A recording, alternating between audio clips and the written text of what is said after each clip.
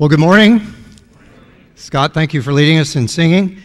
And on this Father's Day, this was not planned, but we just sang one of our family's favorite songs, or at least one of Dad's favorite songs, Anywhere with Jesus. And as soon, I don't know if our family had looked at the bulletin ahead of time, because right before Scott announced that song, there were these elbows being thrown on our pew. That's a family favorite. And on Father's Day, happy Father's Day. And I wanted to say thank you to the elders for allowing various men of the congregation to preach this summer. For me, this is a special opportunity on Father's Day.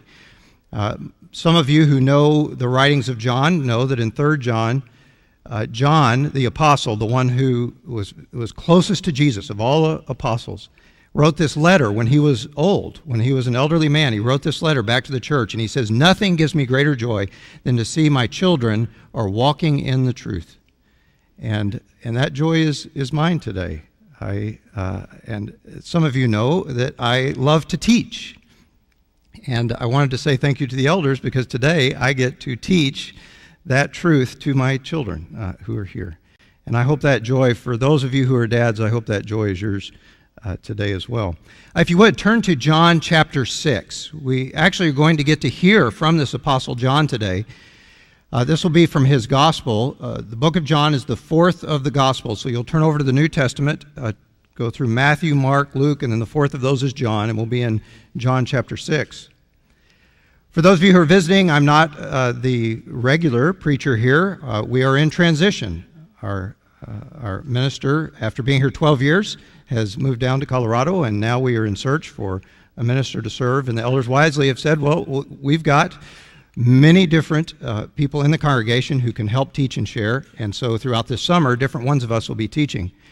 But my day job is not preaching. I love to teach. I love to preach. But my day job is a physician. That's what I do. I work for the state of Alaska in the Department of Corrections. My job is to make sure that any individual who's incarcerated in the state of Alaska gets good health care. And some of you who do work in prison ministry will know why that's a special job, but not everybody does. In fact, if I'm asked by colleagues, what do you do? And I say, well, I'm a prison physician. I work with the Department of Corrections. Oftentimes I'll get that raised eyebrow, look. Yeah, as if they're saying, well, what exactly did you do wrong? And so I've learned just to rib them a little bit, and instead of telling them exactly what I do, I say, well, I'm just one of those exclusive physicians that only takes care of people in Alaska's gated communities. And somehow that just sounds really noble. But those of you who work in prison ministry will understand that in a more private moment, I'll give you the honest answer. And the honest answer is that I get the unique privilege of taking care of the hungry, thirsty, naked stranger who happens to be sick and in prison all at the same time. And what draws me into that work is the opportunity to serve the very one who died for all of us.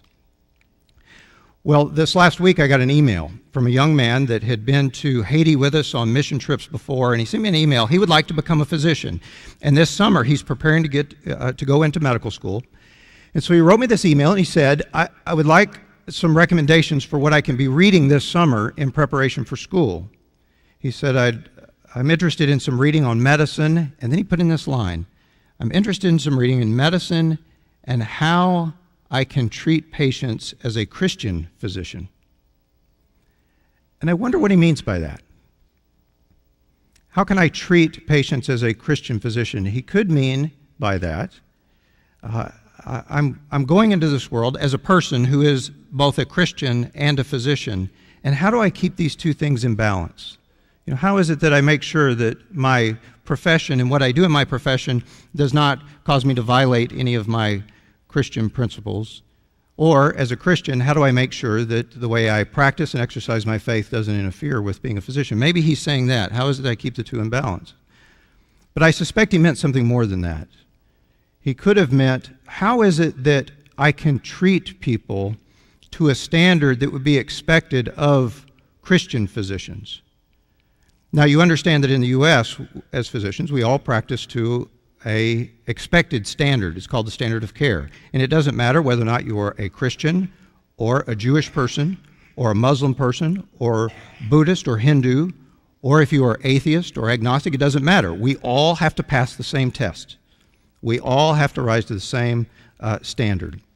And that's called the community standard of care. And so when he asks, how is it that I treat people as a Christian physician, is he suggesting that there is a standard of care for Christians that is higher than that other standard of care? And can you give me some reading to help me know what that standard would be? It might get a little closer to what he was asking. But having worked side by side with this young man, I think what he's really asking is this. What does it mean, or what reading can I do to prepare me to be Christ's physician?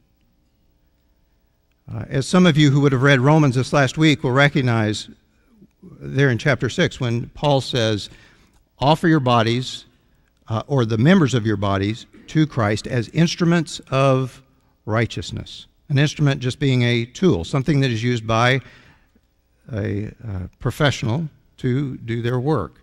And Paul says that you can offer the members of your body as an instrument of doing what is right. And perhaps the young man is asking that. How is it that I can be an instrument in the hands of God? The image for a physician would be that of a surgeon. Standing there in the operating room, imagine Jesus walking up to the edge of the operating table on which lays the world, and he is about to perform a procedure in order to make the world right again. And he throws up his hand, and instead of asking for the scalpel or the sponge or a suture, he throws up his hands and he asks for the very instrument he needs at that moment, and he calls out your name.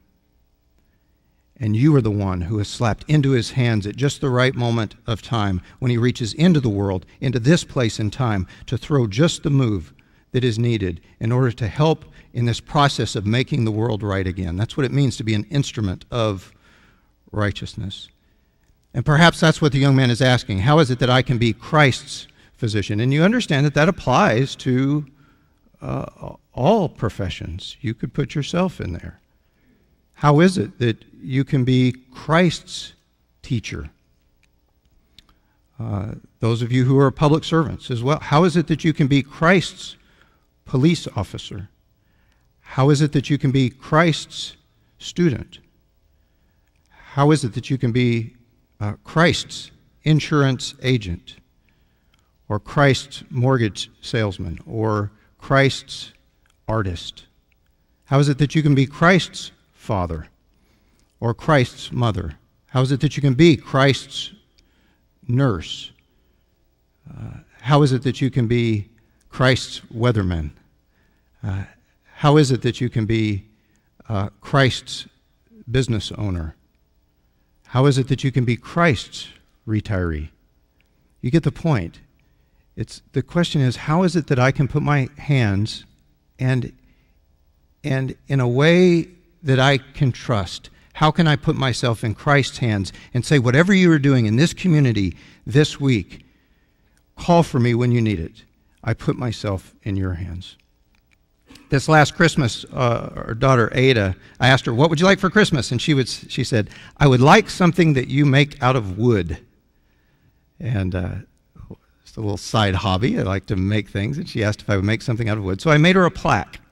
And the plaque has a quote from Blaise Pascal. Now, you might remember Blaise Pascal was a mathematician, theologian, logician back in the 1600s.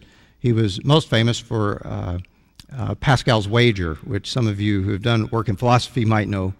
But Pascal was this man who lived in the age of reason, and he fought against and with and struggled with this idea that everything in the world can be proven by reason. But he has these lists of quotes, and one of them was one that stuck out. So I wrote it for Ada, and she now hangs it on her wall in her room. And the quote, it was in French, but when it's translated, it sounds something like, do little things as though they were great, because it is Christ Jesus who works in us. And do great things as though they were little and easy, because it is Christ's power that is at work within us. Where did Pascal get that? This idea that as Christ's people, we can do little things as though they were the biggest in the world because it is Jesus who is doing them through us. And how can we take on things that are seemingly overwhelming and huge and great as if they were little and easy because it's his power that's worked within us? Well, I brought you the passage and I wonder if this is where Pascal got this. That when a person walks with Christ long enough, they learn to trust him and are able to do great things as though they're simple and easy. It comes from John chapter 6. And let's read this passage together. The story here, we enter the narrative at the point at which the disciples have been with Jesus for about a year, and the work is unending. They barely have time to eat. They barely have time to sleep. They're with Jesus every day. They're speaking out to the crowds. There are multitudes of people that are coming to Jesus, many of them being healed. They're listening to his teaching.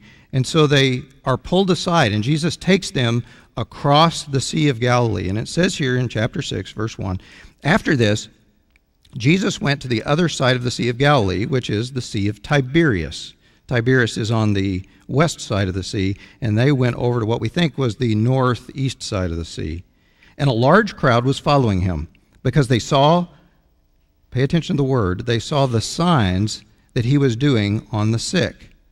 Jesus went up on the mountain, and there he sat down with the disciples. Now, this same event is recorded 4 different times. It's recorded by Matthew, Mark, Luke, and then here in John. This is the only event that we can find that is recorded by all 4 of those writers.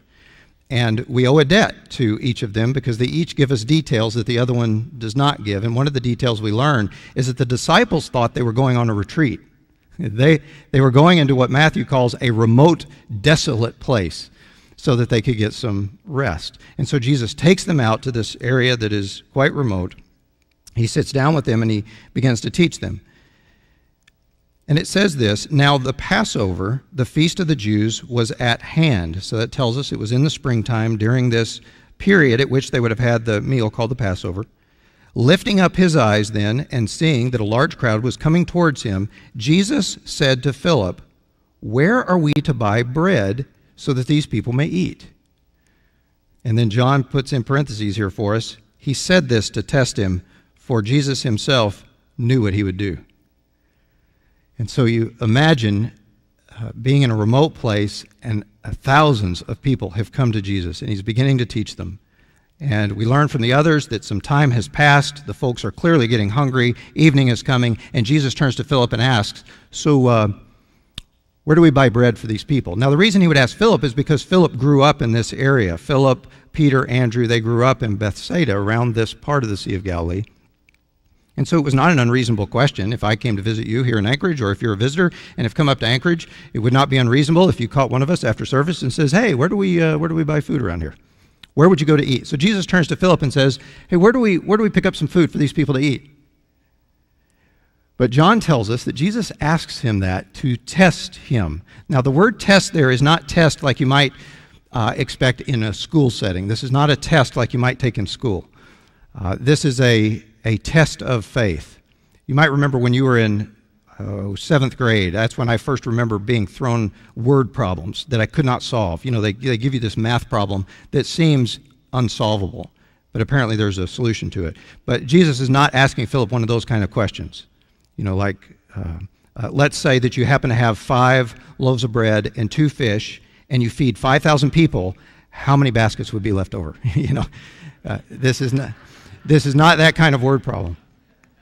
Jesus is turning to Philip, and he's testing Philip's faith. The word there, test, means to put weight on something. So it would be similar to hiking out here in the wilderness, and you come across a rickety old bridge over a stream. You might put your foot on that bridge and put some weight on it first to test, to see if it will hold weight. And that's what Jesus is doing with Philip. He's putting weight on Philip to see if his faith will hold what's about to happen. And Philip answers not with belief, but you might say that he answers with disbelief. Jesus says to Philip, where are we going to buy bread that these people may eat? And then verse 7, Philip answered him, 200 denarii worth of bread would not be enough for each of them to get a little. And then one of his disciples, Andrew, Simon Peter's brother, said to him, well, there's a boy here who has 5 barley loaves and 2 fish, but what are they for so many? And so you have 2 answers to Jesus' question. Both of these are answers not of belief or of faith. They're answers of disbelief.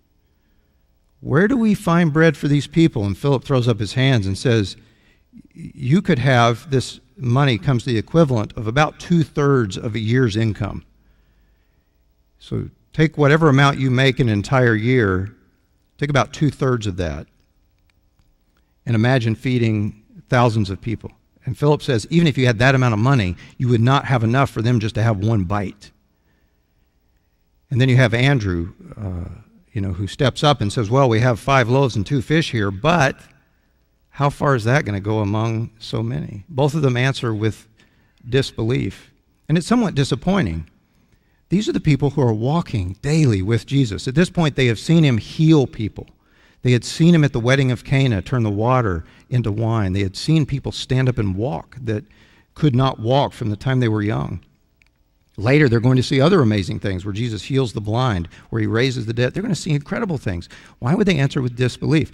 Well, we can forgive them at this point and give them a pardon on the grounds of inexperience. They had only been with Jesus for less than a year.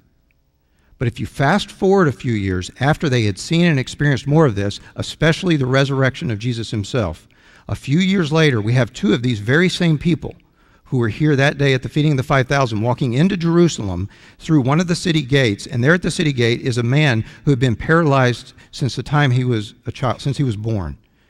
His ankles and legs would have been atrophied. There was no way for him to move. In fact, the Bible says that people had to carry him to the gate and set him down so that he could beg for money each day. And so you have Peter and John walking through this gate, and the man holds up his cup and asks for alms.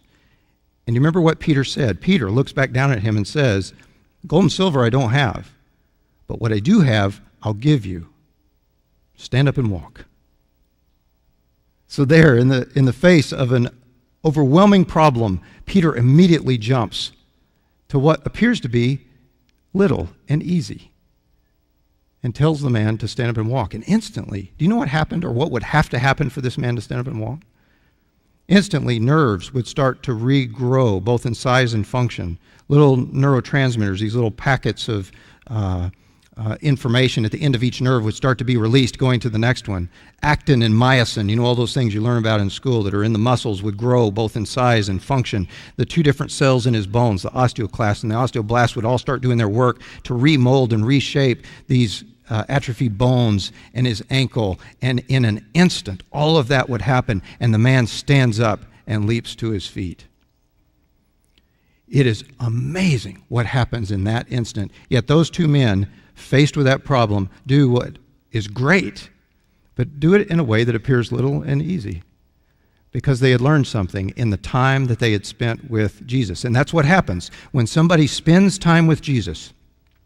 After years of following him, they get to the point where they rely not on disbelief, but they come to rely on faith, that their faith, if you will, starts to hold weight, that what is atrophied and ineffective starts to swell and become strong. Consider Mary. You remember, faced with a similar problem at the wedding in Cana, they were not out of bread, they had run out of wine. And do you remember what Mary, Jesus' mother, said? Now realize, she had been with Jesus at this point for 3 decades. She knew who he was and what he could do. And she walks up to Jesus at that wedding, and she states the obvious. They're out of wine. And Jesus' answer is, why do you get me involved here? But before he can even give the answer, Mary turns to the servants and says, do whatever he tells you. And they did.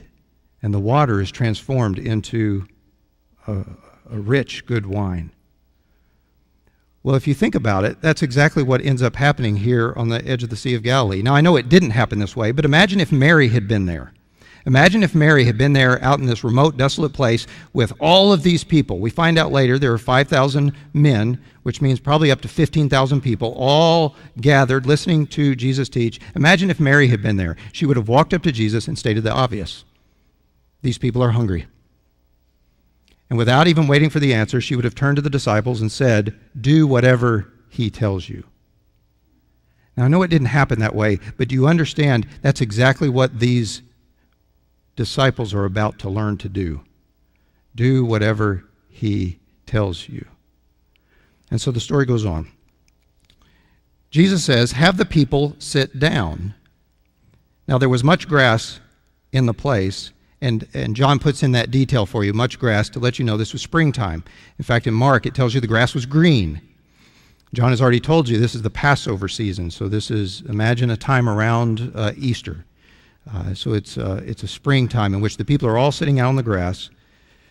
So the men sat down, about 5,000 in number. So there's 5,000 men. If you start including the women and children, that can swell to about 15,000. Jesus then took the loaves, and when he had given thanks, he distributed them to those who were seated. That word thanks, by the way, is the word Eucharisto, or Eucharistasis, which you might hear in that the word Eucharist. Those of you who have either a Catholic or Lutheran background might recognize that that's the word that some Christian circles will give to communion or the Lord's Supper, the Eucharist. It just means a time of giving thanks. And so Jesus stands up and he gives thanks and begins to distribute this bread. The reason that image is so powerful, though Jesus is not leading communion here. Make sure you don't misunderstand this. He is not leading the Lord's Supper. That will come later.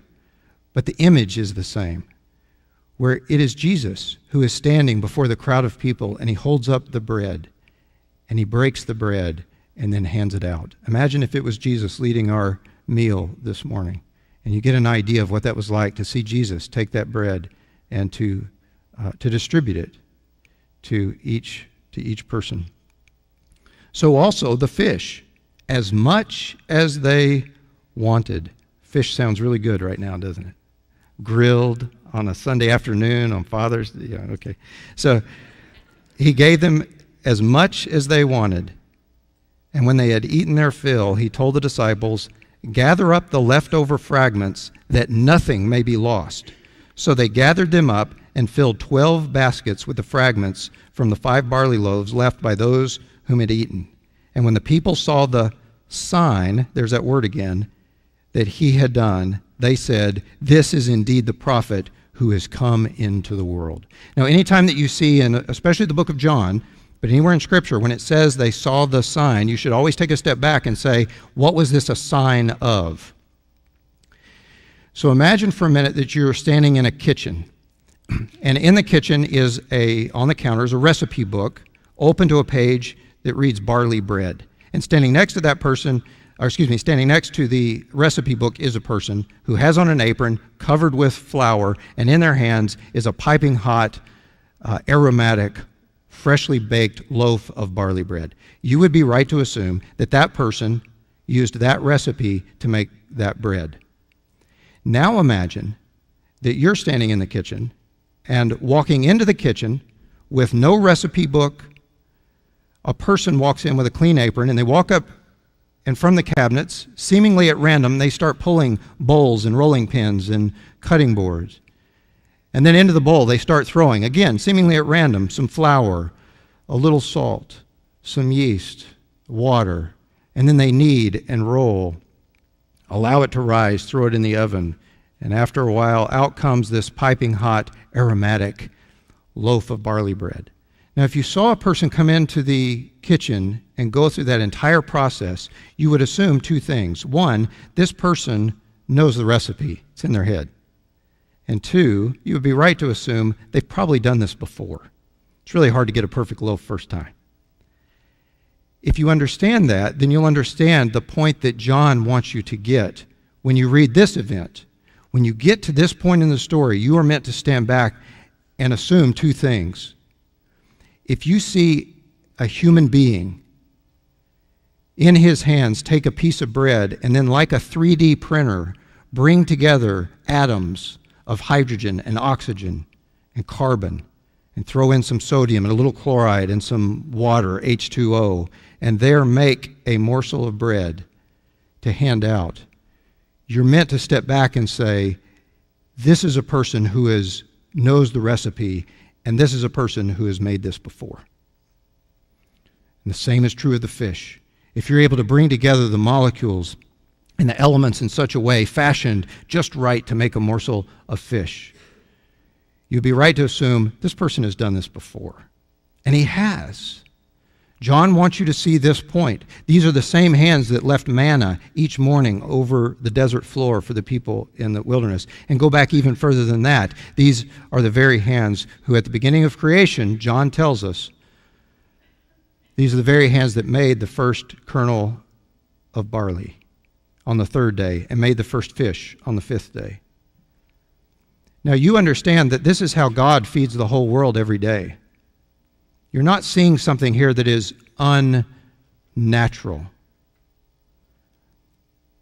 If God wants to feed 15,000 people, the way you would expect that he would do it is that you take one seed.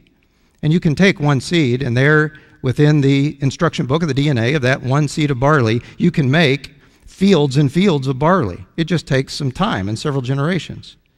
And then you can feed thousands of people. The same is true of fish. With only two fish, as long as one's a male and one's a female, over a series of generations, you can, by a process of molecular reproduction, you can make enough fish to feed thousands of people. And he's been doing that ever since the beginning. Every bite of bread that Jesus handed out that day bore the DNA signature of the same barley that came from the Fertile Crescent on the third day of creation. Every piece of fish that he handed out carried the nucleic acid signature of two fish that were put into the sea on that fifth day of creation. That's how God has been doing it over thousands and thousands and thousands of years. And when God does that in a or at a rate to which you are accustomed, you call that natural. But when he speeds up the process, that's when you stand back and say, wait a minute, this is now you would use a different word. You would say, this is a miracle. And unfortunately, that word has a different connotation in our culture and in our language than it did originally. In our culture, miracle means something that is supernatural, almost as if you have to suspend belief in order to believe what just happened. But John is not asking you here to suspend your belief. He is giving you reason to believe that the very hands that made that bread are the hands that put you here in this place and in this time. You see, that's how all of Jesus' miracles occurred. John does not call it, you won't find the word miracle anywhere in the book of John, mostly because he was writing in Greek. He wasn't writing in English. And though it's translated miracle in your text, the word that John uses is the word sign. It's a symbol, it's a signal, it's an indication that the person who is doing this act is the very God who has done it from the beginning of time. That's how all of Jesus' miracles are. And get this straight in your head. A miracle is not a work of magic.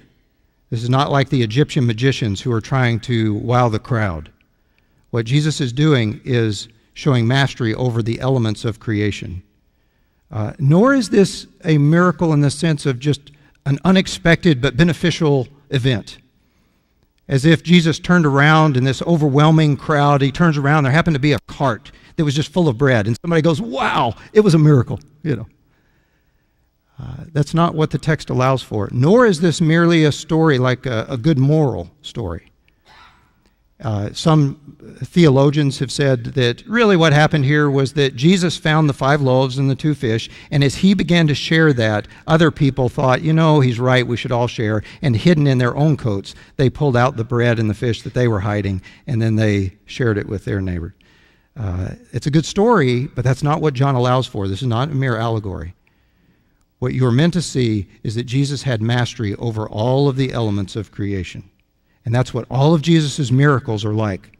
Read the full book of John. Start with chapter 1 and go all the way through the end, and you'll see that when he changes water to wine, when he makes bread and multiplies it for the thousands, when he puts a salve on the man's eyes and he allows a man to see again, when he tells an invalid to stand up and walk, and all the things that would have to happen in order for him to do that, you see a mastery over the elements of creation.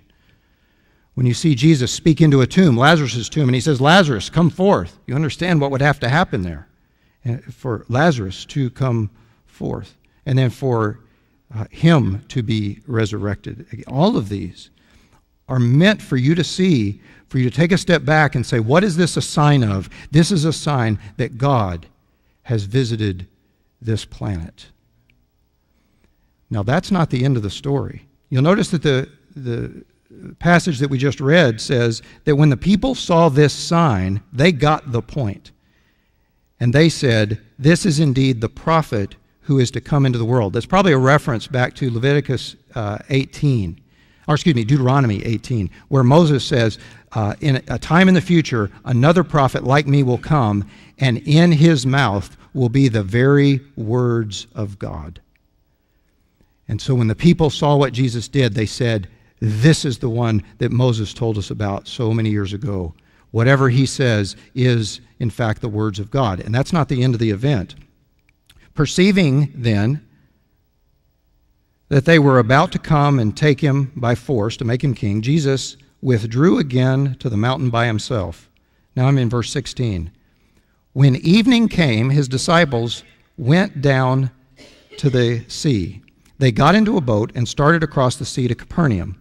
So this event is also told in Matthew and Mark. And we're told there that Jesus sent them ahead. He said, you guys get in the boat, head back over to Capernaum, which is sort of the headquarters for a lot of their work in the northern part of Israel. It was now dark. So imagine here on the sea, it's dark out, and Jesus had not yet come to them. The sea became rough because a strong wind was blowing.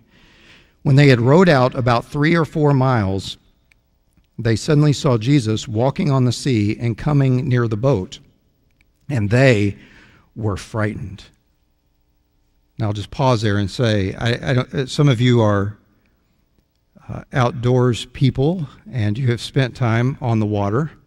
Some of you are fishermen, and you know what that's like when the wind whips up and the water swells, the danger of that. Imagine being in that situation at night against a wind.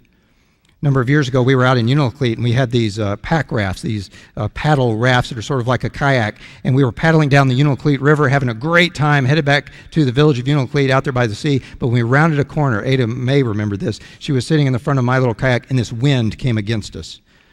Now, normally you can only go about 2 miles an hour in these things, anyway, but that wind was blowing so strong that every time we paddled, we would only move like 1 inch, it seemed, at a time, even though the river was going. Finally, my other daughter, Audrey, she just gave up.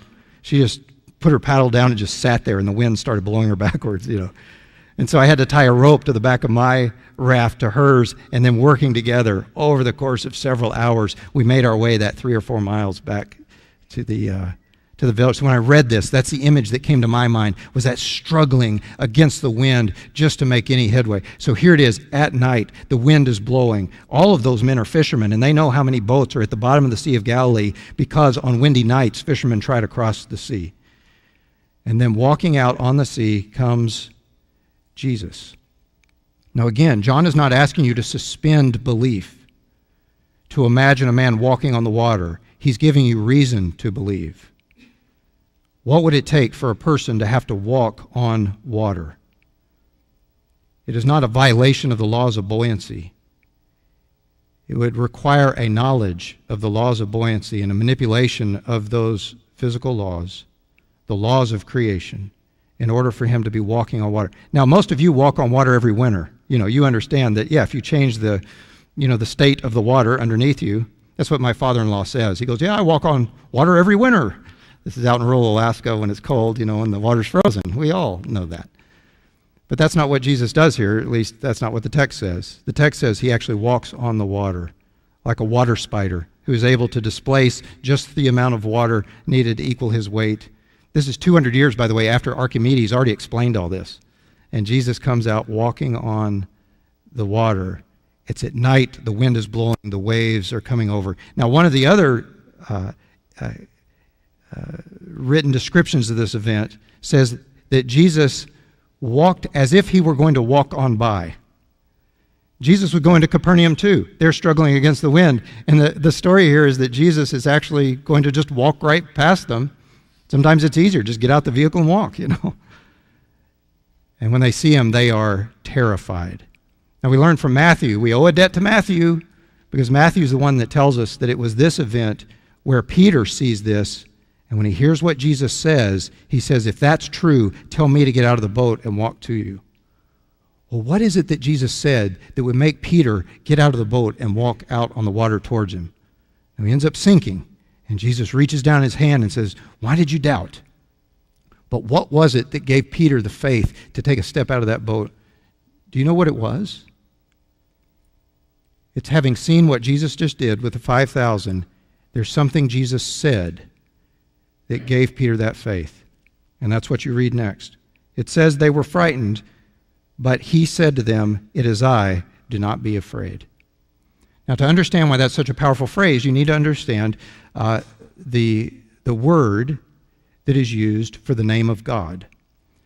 If you were to flip back to Exodus chapter 3, you might remember the story of Moses. He had been taken out of Egypt, and then in the wilderness, God appears to him in this burning bush and gives him a commission. He says, Moses, you go back to Egypt and you rescue my people from Egypt. And Moses says, I don't think I'm the man for the job. And God, of course, talks him into it. And one of the excuses Moses gives is, well, when I go back and I tell them, the God of your fathers has sent me to rescue you, and they look at me and say, yeah, what's his name? What am I supposed to tell them? And God, speaking to Moses, says, you tell them, I am who I am. That's his name. I am who I am. Some translations have, I am who I am, and I will be who I will be. That is my name. And it's that word in Hebrew, I am, that ended up becoming, when you put the letters in, the letters of what's called the tetragrammaton, 4 letters for God's word. When you turn those into English letters, it ends up being YHWH. It's where you get that word Yahweh, or Jehovah if you use a J instead of a Y.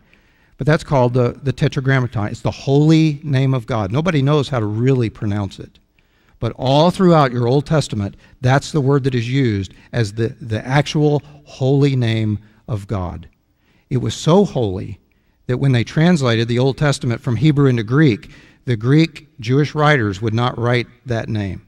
Instead, they just put the word Adonai, which means Lord. And that's why in your Old Testament, God's holy name is always translated Lord. But if you look, and I bet this is true in most of your translations, in the Old Testament, every time Lord is written, if it is the holy name of God, it will be written with 4 capital letters, not capital L and then a lowercase O-R-D.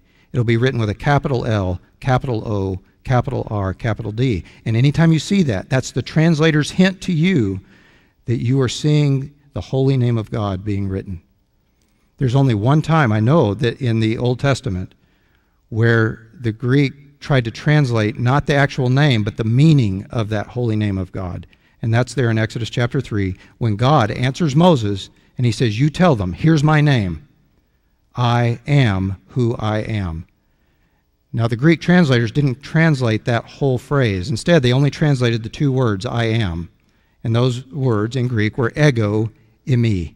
Ego eimi. I am. Now, Jesus, in this part of this Israel, around this northwest part of Bethsaida, they would have spoke Greek. This is the words they would have used there. Not Hebrew, not Aramaic. They would have been speaking Greek. And throughout the book of John, John tells you that Jesus uses this phrase, I am, over and over again. He'll say in just a few minutes, he says, I am the bread of life. Later, he'll say, I am the light of the world. He'll say, I am the way, the truth, the life. I am the resurrection and the life.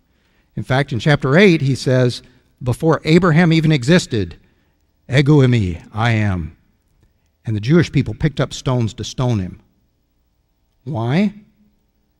Because he just pointed to himself and said, and referred to himself as the holy name of God. I am. So you have this stormy sea, it's night, the waves are coming over the boat, the wind is blowing, and they're struggling against the waves, and what they think is a ghost comes walking out towards them. And there they are frightened, and they look out, and it's Jesus walking on the water who yells out to them, and you know what he says? He yells out this name, Ego Eimi, I am. Do not be afraid. Do you hear what he was announcing? What Jesus was saying in that moment was unbelievable. He was saying, I am the creator of the universe. I am him. Don't be afraid. That's why Peter, I think, got out of the boat and was willing to try this experiment, because he recognized that he was in the presence of not just raw power, but the creator of raw power. And Jesus comes, he gets in the boat, and it tells us that he immediately returns to Capernaum. But here's the lesson for you to catch today. How is it that in your life this week, faced with overwhelming challenges, you understand you are put here in this place and in this time first so that you will find God, so that you will seek him, that you will reach out for him.